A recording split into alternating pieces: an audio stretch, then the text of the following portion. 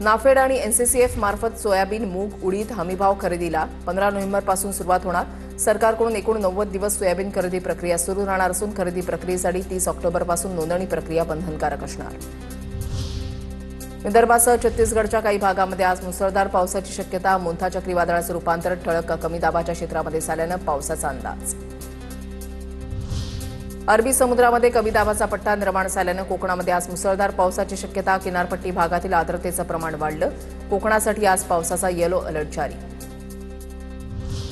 नंदुरबार कृषी उत्पन्न बाजार समितीमध्ये सोयाबीनची आवक वाढली। सततचा अवकाळी पाऊस आणि ढगाळ वातावरणामुळे सोयाबीनची गुणवत्ता घसरली। सोयाबीनच्या दरामध्ये घसरण झाल्यानं खर्चही निघेना। नंदुरबार जिल्ह्यामधील 4ही एसटी आगारांना दिवाळीमध्ये भरघोस उत्पन्न। महामंडळाच्या तिजोरीमध्ये 4,31,00,000ची कमाई। 10 दिवसामध्ये 7,46,000 प्रवाशांचा लालपरीमधून प्रवास।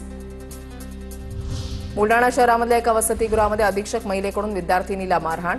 विद्यार्थिनीनं अनामत रक्कम परत मागितल्याला मारहाण। बुलडाणा शहर पोलीस ठाण्यामध्ये गुन्हा दाखल।